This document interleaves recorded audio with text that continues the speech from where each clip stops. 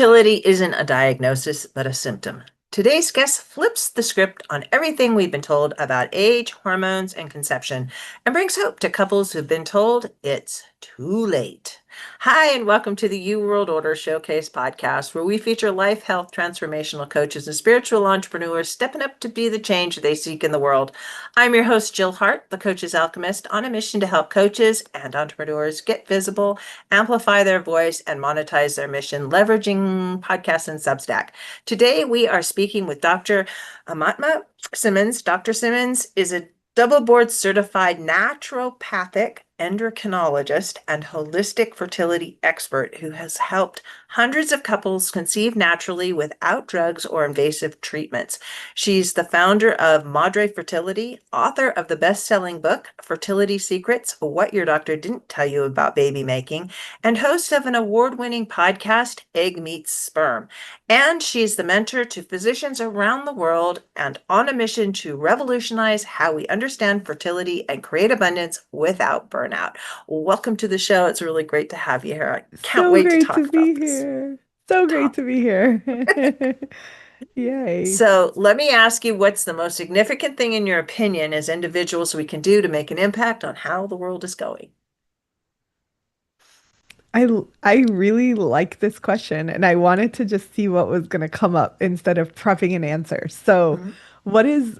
what I'm aware of these days at the moment is that there are a lot of things going on around us and it's becoming harder and harder to see through and find the truth.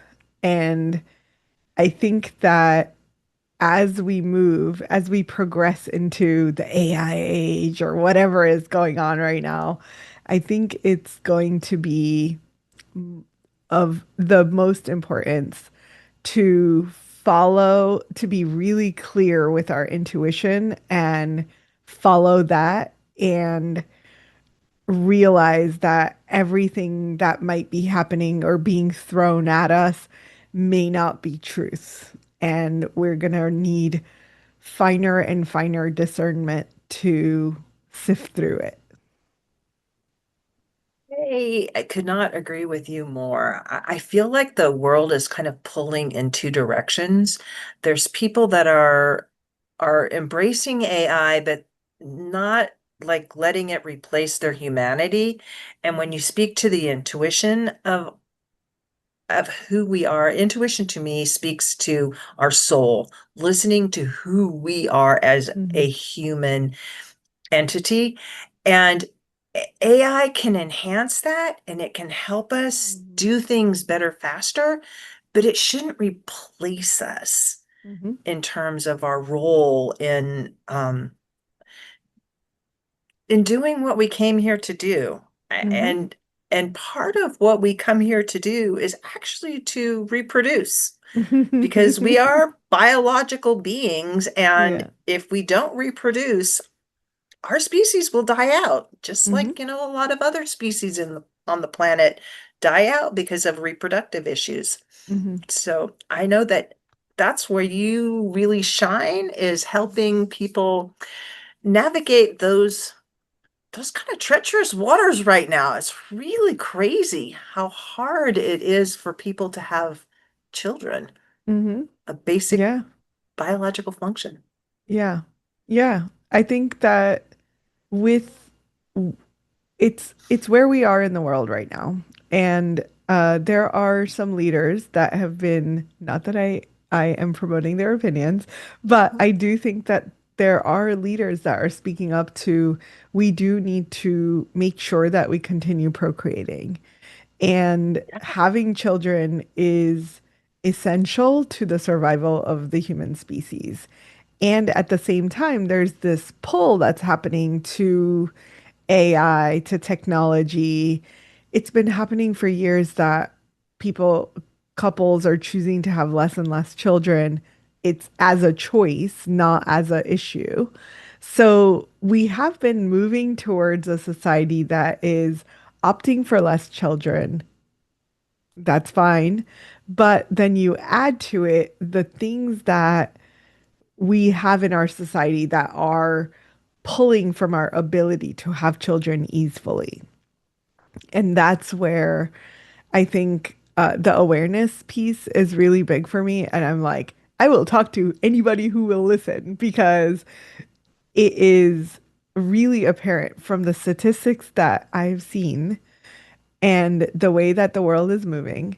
It's possible that in the next 15 years or so, we have something that looks like a Handmaid's Tale, where I don't know if you've seen that show, but I could only get through the first two episodes because it was so real. I was like, oh my God, this could actually happen. I could not watch this. And it's basically like they, Margaret Atwood, who's the author of the book, original book that the show is based off of, basically saw that there could be a world where most men would not have adequate sperm to be able to reproduce. And the whole story of The Handmaid's Tale is like around this idea.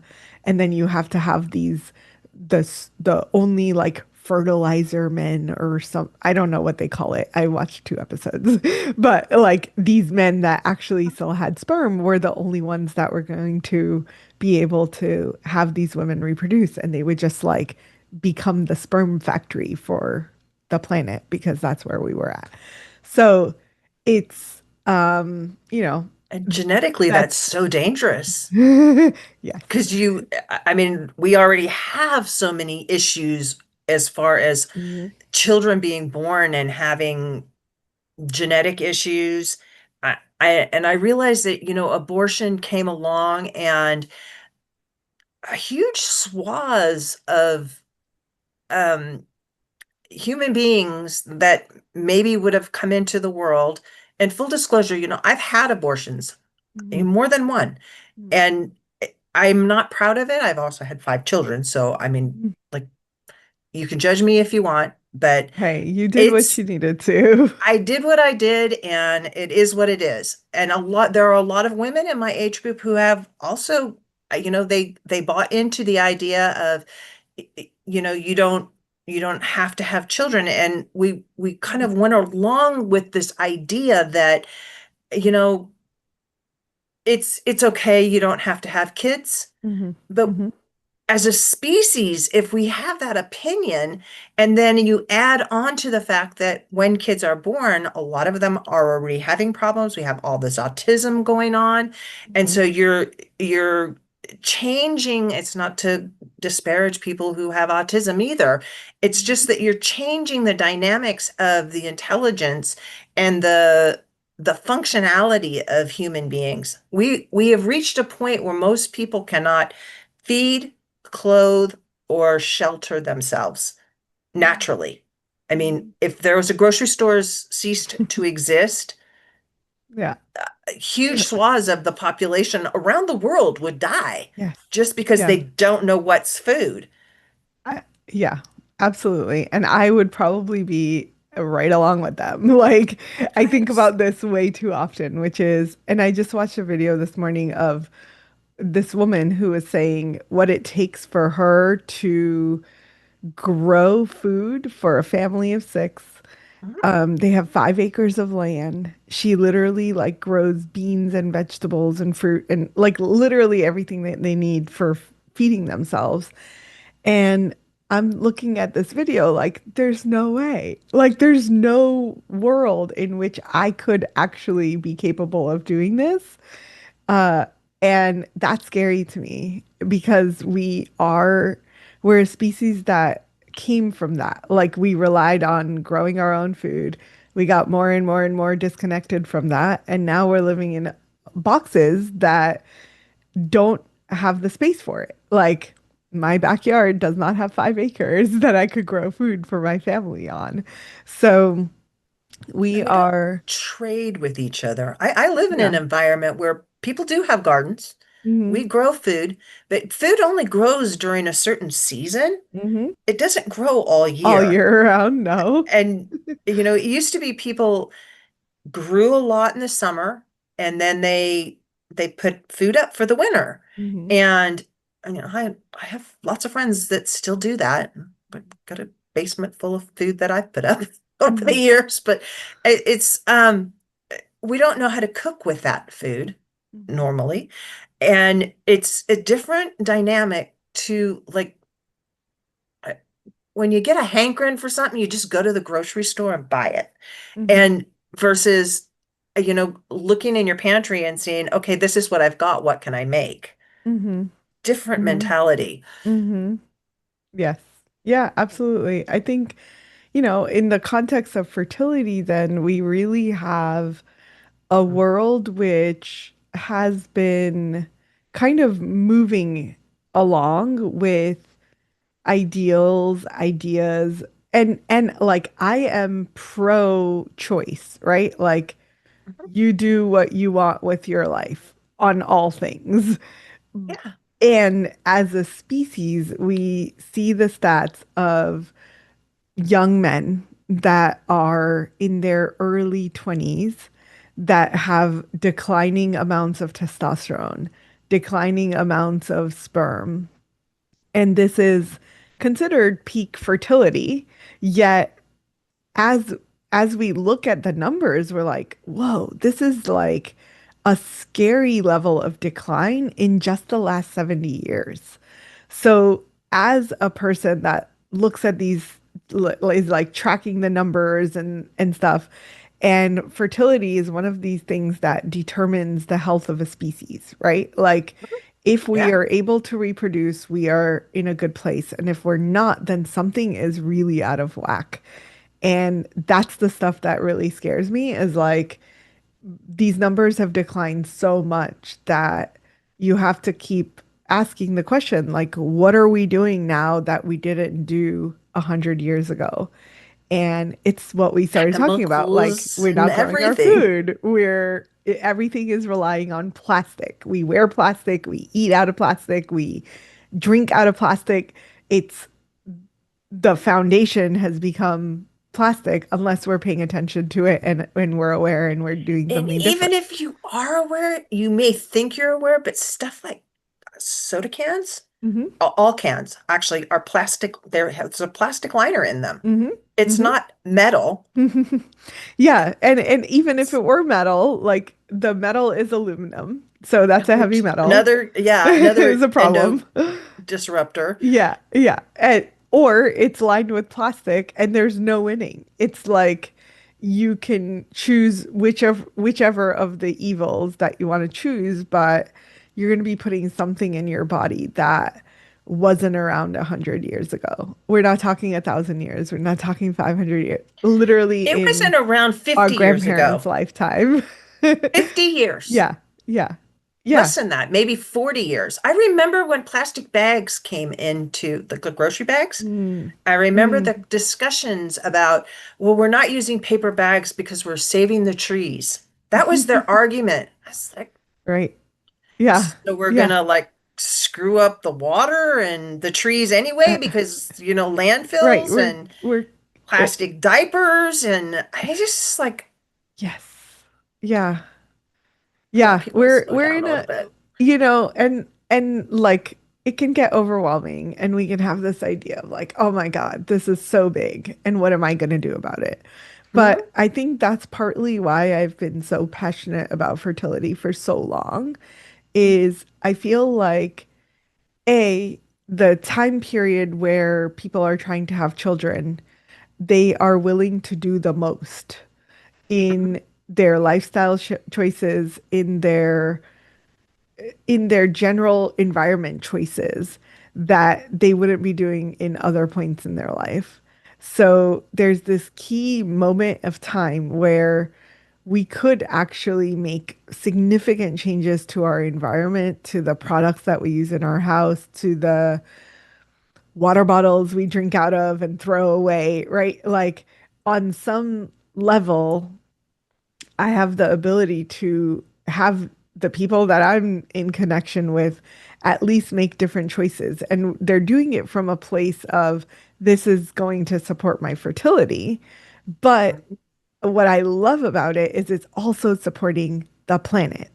And we are, we need it. like we need the wake up call of no, we can't just put hundreds and thousands of plastic bags in the trash that don't decompose, that are going to sit there for centuries and potentially like just suffocate us all.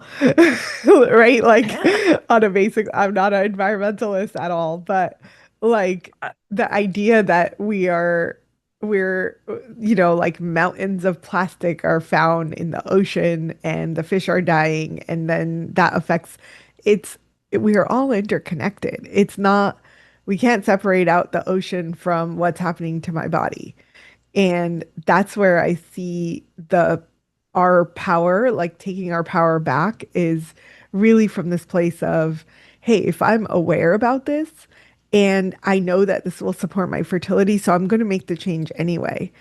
But that I'm making that choice and can continue doing that for the next 3, 4, 5 decades, however long I'm going to be here, is um to me like magical in some ways because that's the only thing that we have control over, right? I mean, sure, I could get into policy and how do we change the policies, but doesn't that's not matter. It's my like it all starts with us as yeah, individuals, yeah, and what you do as an individual impacts the world. yeah, It might be small, but just choosing to drink out of glass containers. You can get the water bottles, portable water bottles that are glass or stainless steel. yeah, th- you know easy, yeah, it's easy. It's an easy thing to do. It's easy to put a filtration system into your main sink mm-hmm, and you know fill your water bottle up with that, mm-hmm, and they come in huge sizes. One of my daughters has one that's, I think it's like a half gallon. It's mm-hmm, big, and yeah. she carries this little tiny thing. She is, but she carries it around with her everywhere. That's so smart. That's great. That's great. That's exactly what we need to be doing. Yes. I go through my water bottles and I think that it's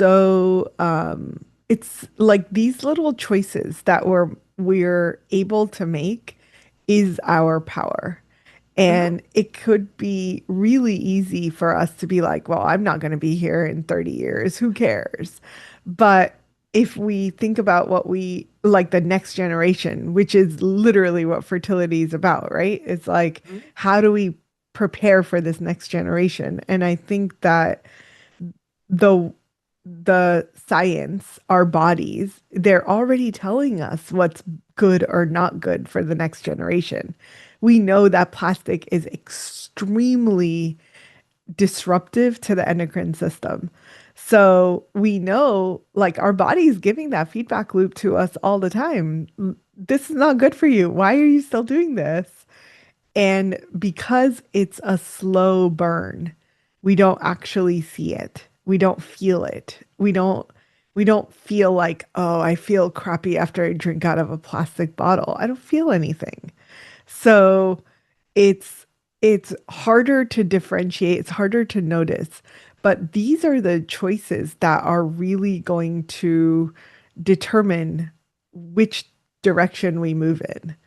And the more people that wake up that can be like, oh, I don't use plastic anymore, or I have reusable bags. I bring my bags to the store. I don't cook in, I don't, even the plastic non-stick spoons and ladles and spatulas, like our cooking utensils that are being exposed to the heat, they are releasing these plastic compounds into our food or the pan that you're cooking in. So just like the little choices that we can make on a personal level that help support our fertility. What's really cool about this is that they are also the same toxins that are carcinogenic. Mhm. So the things that you remove out of your body, out of your environment while you're trying to conceive are going to be the same things that are going to help prevent cancer. And they're the same things that are going to support the planet and the healing that we need to have a better world that's not filled with piles and mountains of plastic. And the thing that is so cool about a lot of this is it's way cheaper in the long run to Absolutely. we got rid of our microwave a long time ago. Yeah. So now if we want to eat something warm, we have to cook it. And we have a toaster oven, which has helped a lot. I have a variety of cast iron pots. Hmm. Hmm. So I have some little ones for my husband who's just learning to cook right now. And I have some bigger ones for, the both of us when we're cooking bigger meals. But mostly I have cast iron or I have a stainless steel wok that I use Hmm. also. Hmm. Those and glass pans for Yeah. baking in. Yeah. That's what I got. Yeah. You Yeah. know, I make homemade bread, Absolutely. goes in the cast iron. Yeah. You can use crock pots Yeah. because crock is glass Hmm. or ceramic, but it's not leaching poisons into your system. If you have a water filtration system and you bring your own water everywhere, you're not buying $3 bottles of water. Yeah. You know, Right. I when they tell you, you shouldn't drink from the hose because it's bad for you, I'm like, well, you shouldn't drink from the plastic bottle that you're replacing it with either. Yeah.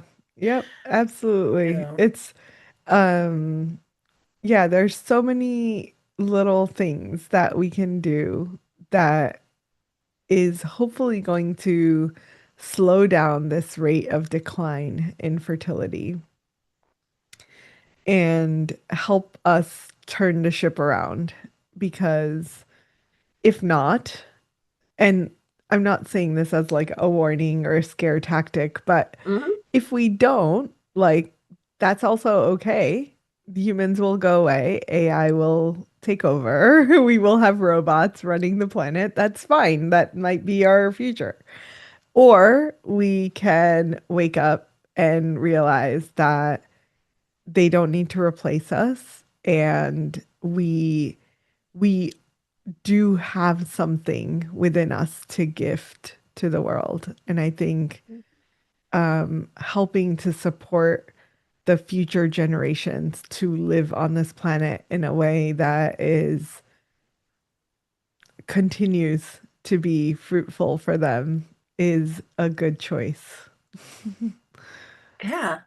A lot of it is just helping people understand that, nature, we are nature and we need to Hmm. be part of nature and Hmm. learning what is food. And most people don't realize that their yard is full of edible stuff. It's got some poisonous stuff in it too.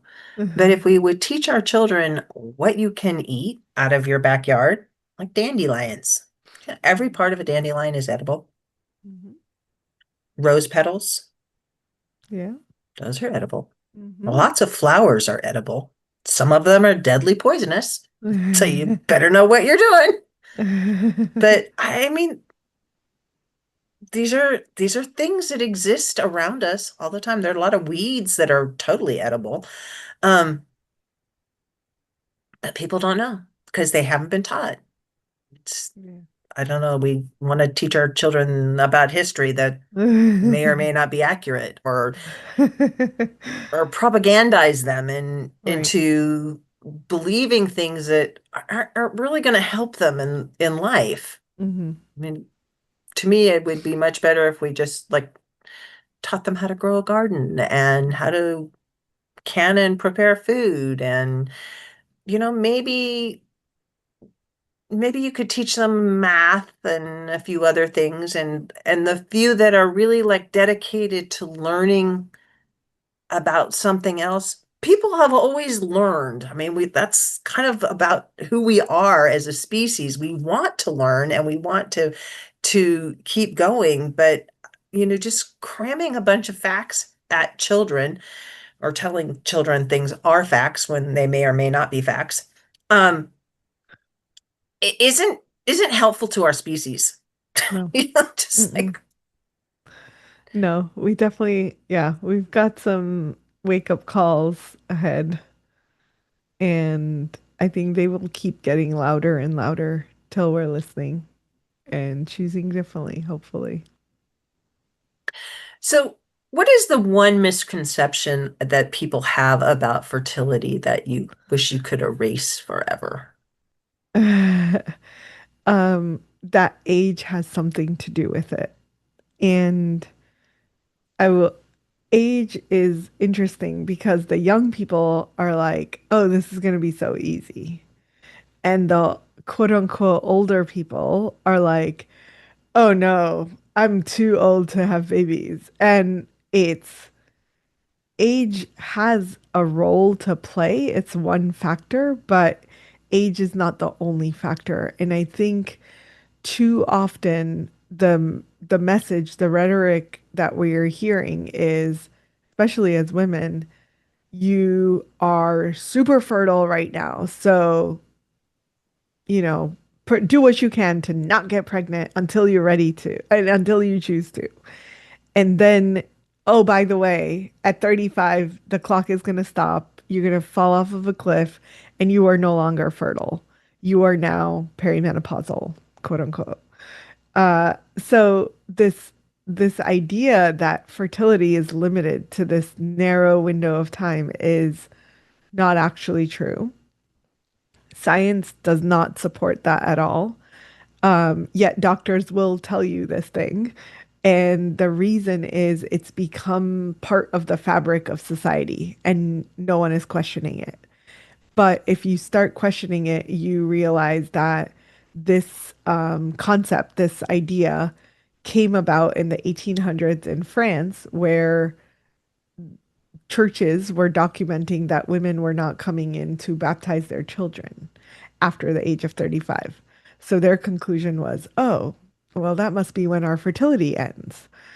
Well, me being who I am, I was like, well, how long did women live in the 1800s in France? Average life expectancy for women in the 1800s was 32.8. So they were dying before they could no longer have children, basically. So we really have to reframe and think about like, is this actually true? And this is where we started off, right? Is like questioning that, not accepting what people tell us as truth, but really questioning it and saying, well, if that's true, what does it mean? Mhm. And if it's not true, then what does that mean? And for me, that was the day that things shifted. I was in a place within a relationship. I was married to this man who I did not want to have children with. My body was absolutely not like not doing this Mhm. with him. And um and I was stressed because I was like, oh my God, I'm gonna like not be fertile very soon. Like this is what I learned in medical school, you know? And the day I realized that, wait a second, this is not backed by science. There's no proof that our fertility actually just goes poof. Then that made me question everything else. And everything else was, well, so if that's not true, if it's only observation and it was the 1800s, like who cares? That has nothing to do with me now. So then what is true? So if that's not the truth, then how do I understand about myself and my fertility what is possible?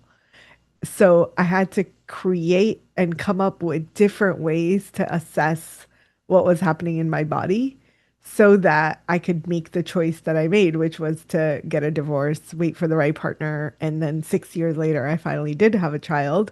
But all of that came out of this one split second of like, wait, what? Like everything I've been taught is based on this myth, literally, that women are not fertile after 35. And then on the flip side, like the idea that men are fertile forever.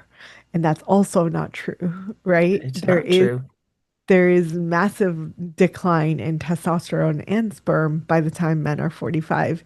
And honestly, like that was true back when I started doing fertility. These days, men in their 20s have lower testosterone than men in their 40s and 50s 50 years ago. So Mhm. that that is like we're so much of what we tell couples, young people, is tied to this idea of age, when in fact, that's changing so fast. And no one is actually having the real conversation of like, hey, dude, young man, like, if you hope to have children one day, here are the things that you need to do to protect your body, to protect your future fertility. And part of that is not taking testosterone shots, right? Like where I live, there's Oh testosterone God, clinics it's on just every like, corner. stop with the medical intervention shit. Just Yes. just stop. Yeah. Stop vaccinating, stop getting pills for everything that you've got. Pills for Just like everything. stop. Yeah. Fix your diet first and Yeah. then see what you need. I, Right. Yeah. I'm I'm super passionate about that. I was just like, Yeah, I'm but sorry. it's like diet, what's interesting about diet, especially in the fertility world, is we will hear a lot of reproductive endocrinologists who say diet has no impact on fertility outcomes. That's No bullshit. impact. So you could continue eating your crappy diet that is going to have no outcome, no difference on whether or not you get pregnant, whether or not your $20,000 IVF cycle is successful. And science says otherwise. Like there are studies that are published, very credible studies that show that diet again and again and again was the determining factor of whether or not someone was going to have a successful IVF cycle, if someone was going to have an easy time conceiving. So diet matters a lot. And of course it matters. If you're eating crappy processed food, your cells are not going to function the way they were designed to. We were designed to function on real food grown coming out of the soil in the earth, not made in a lab somewhere. And uh and soil adding that was actually naturally nutrient. cultivated, Yeah. Yep. that has nutrition in it Hmm. because Hmm. it is natural composting Whew. Yes. happened instead of the Yeah, like let's just glyphosate that's sprayed on chemicalize. everything. Yeah, yeah. Oh, we need phosphate and nitrogen for plants to grow. Let's just throw that in there. Absolutely. I think so many layers of that. And I think that it's how we think about things. And when we think about something from a holistic perspective, it incorporates ourselves, the environment that we're in, the relationships that we have, the like what we're putting into our bodies, What we're how wearing we're on our pooping it bodies. out. Yeah, like every single piece of it is making a difference. Uh, and it like it sounds overwhelming, but the reality is it's actually relatively easy. If you're like, oh, I I have a class that I was teaching when I lived in the Bay Area. I would go into schools like middle school Mhm. and in the urban environment, and they were like, eh, I brought a carrot one time, and I was like, where does this come from, you guys? And they're like, what is that? Because it was an actual carrot. It was not a baby carrot. It was like an actual Soaked in carrot. Clorox. Yeah. Yeah. That's what It those was bullet carrots are. They're right. soaked in Clorox. Exactly. Exactly. So they were like, what is this? Like, how do you get this? And it was the funniest thing for me because I was like, this is a carrot literally pulled out of the earth. This is what it looks like because you can, like, it still had the carrot tops with the Hmm. greens. Yep. And they were like, oh, that's what it looks like? Wait, you could grow that?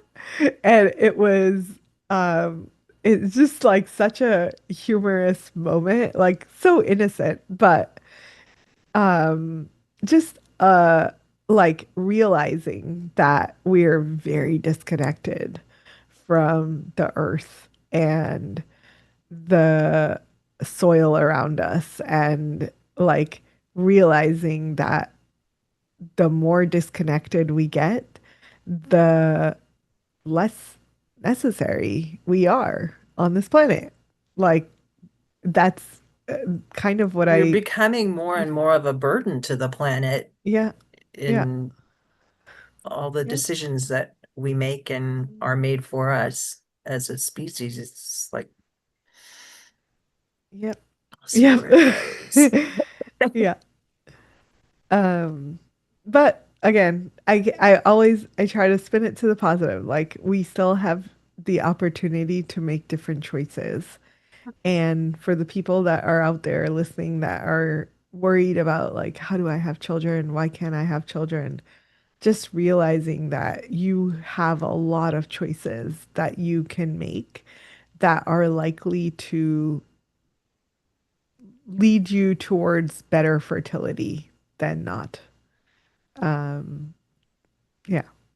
And you offer a holistic fertility blueprint. Mhm. Trouble getting that one Yeah. out. Yeah. Talk about that for a second. Yeah, absolutely. So the Holistic Fertility Blueprint is kind of a guidebook to how to conceive, what lab tests to ask for, how long to wait, what kind of testing to do, just a overview of the understanding that infertility, quote unquote, infertility is not the diagnosis. It's really your body saying something is out of whack with what your body was designed to do.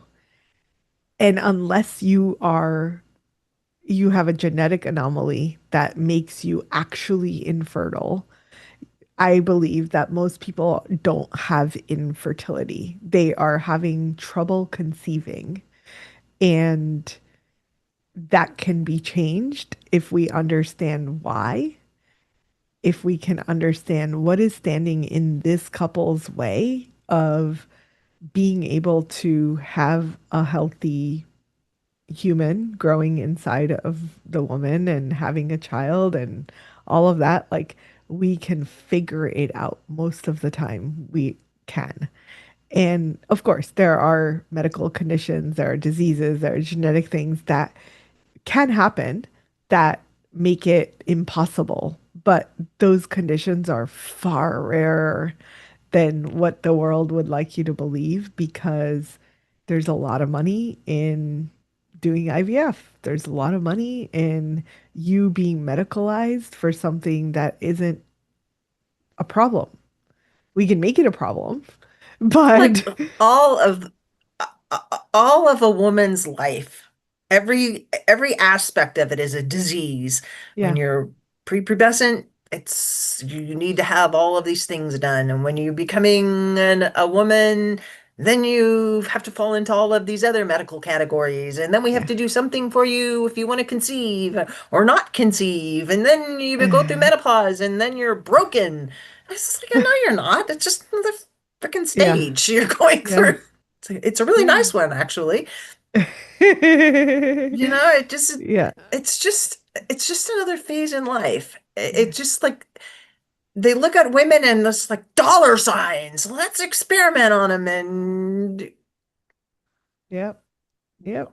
lot of It people is. end up. It's sad. It's yeah. We don't need to fall into that.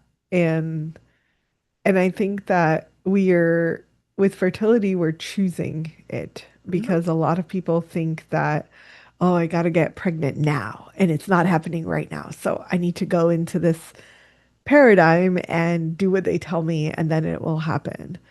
But it's this is again the reality and not is really questioning every step of it so that Mhm. you actually know what you're getting into and choose and like I'm not against IVF. I think it's amazing. I think it has a place and can have really beautiful successful stories out of it. But who is it for and when? And that's I the have a couple of examples, I know my you were couple of sharing my earlier. grandchildren are IVF miracles, Yeah. but Yeah. it was a specific issue, and it Yeah. was a genetic issue for my daughter-in-law. And Mhm. they were able to use their own genetic material and had surrogates. But Mhm. you know, it wasn't because they were running out of time or all of these other things, and they tried a lot of stuff first, and Yeah. she just physically can't carry children. Yep. And that's what I mean. Like, I think that there's a place. Mhm. So Oh yeah, it's a beautiful, amazing technology, and I'm it really is. completely not averse to it. I just think that if we are asking those questions of like, when does this make sense? When do I want to do this?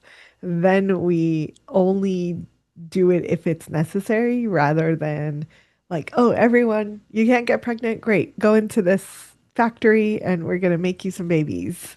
And yeah, it's a very different path than someone who says, "Oh, I can't get pregnant. Why can't I get pregnant? What's happening that I can't get pregnant? Please explain it to me."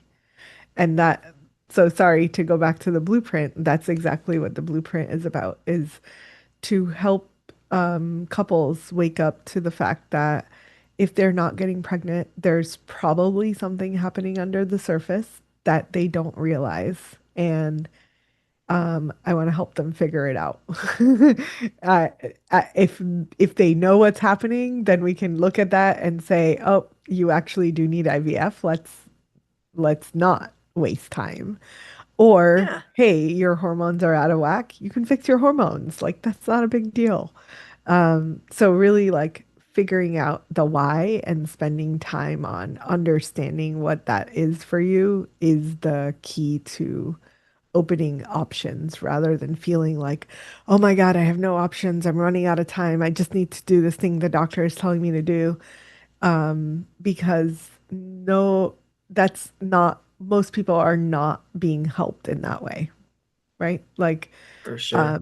I think the stats are pretty amazing. It's like 23% of women, 29% of women are given the unexplained infertility diagnosis without any workup, without any testing to the male partner, which 50% of those are going to be male factor related.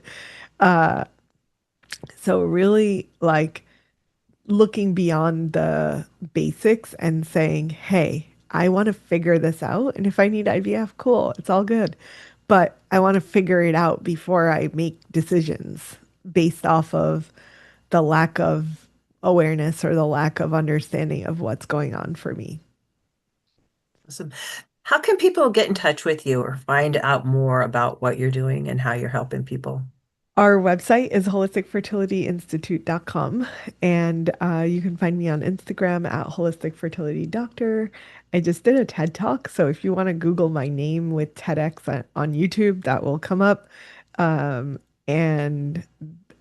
those are all great ways to get started. I have a podcast, Egg Meets Sperm. So if you're struggling with fertility, we have lots of resources.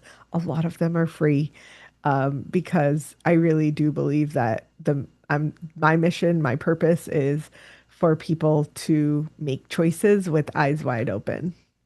I love that. I love that. Thank you so much for joining me today, Thank you Amatma. for having me. If To learn more about Amatma and to get your holistic fertility blueprint, please visit holisticfertilityinstitute.com, and we'll be sure and put those links in the show notes below. Thank you for tuning in with us today. If you have a podcast or are interested in starting one, be sure to reach out to us at support@heartlifecoach.com. We love to help spiritual entrepreneurs and coaches amplify their voice, monetize their mission, and offer a variety of ways to do this leveraging Substack. Join us for our next episode as we share what others are doing to raise the global frequency. And remember, change begins with you. You have all the power to change the world. Start today and get visible.